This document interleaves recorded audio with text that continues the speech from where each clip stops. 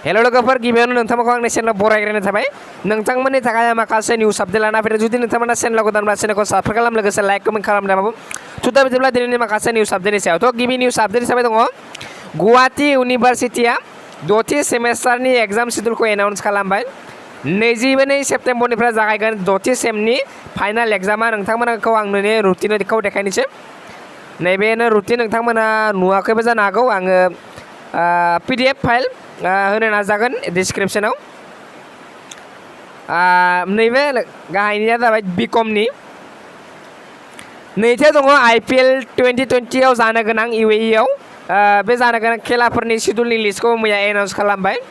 थ' गासैबो शिड्युलखौथ' होनो हाजोबला थेवबो आङो फार्स्ट सेकेन्ड थार्डफोरखौ होनोसै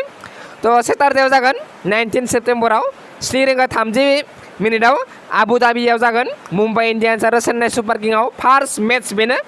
आबुधाबियाव जागोन मुम्बाइ इन्डियान्स आरो चेन्नाइ सुपार किं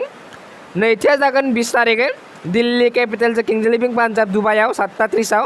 थामथियाव जागोन 21 सेप्तेम्बर 7:30 आवनो दुबाइआव सानराइज हायद्राबादजों रयेल चेलेन्जार बेंगालुरु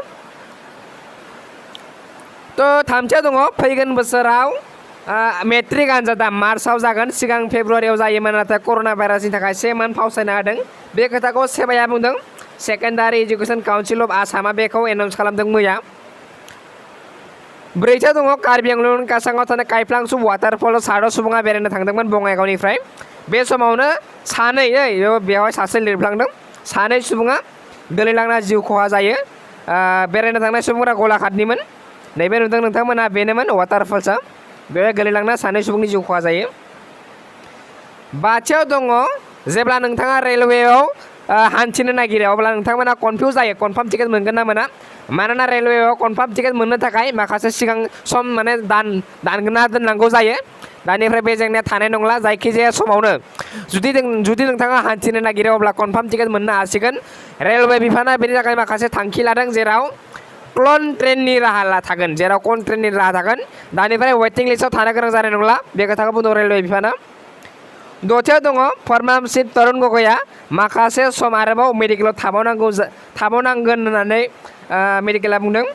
बिथाङा माखासे सम आरो मेडिकेलाव थाबावनांगोन मानोना बिथांनि देहाया जोबोर गाज्रि अबस्थायाव दङ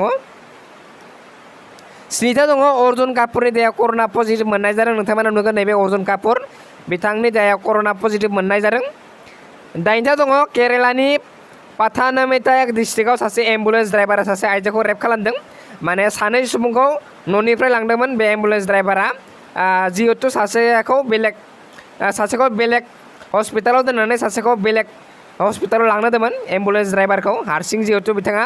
एम्बुलेन्स ड्राइभार हारसिं चान्स मोननानै लामा ससेयाव रावखौबो सुजुग सुबिदा माने रावबो गैयि समाव बिथाङा लामा ससेयावनो रेप खालामनानै लाङो आरो हुमखि होयो जाहाथे रावनोबो खोन्थानाङा नाथाय आइजोआ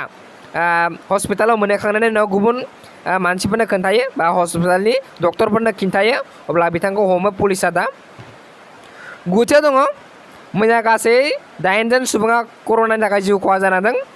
लेट शंकर शर्मा 52 बोसोर बैसोनि लेट मधुस्मिता बरुवा शिबसागरनिफ्राय लेट मयना दास लखिमपुर लेट गिरिबाला देबी नगावनिफ्राय लेट प्रसन्त कुमार बरठाकुर आरो लेट प्रणब बैमिक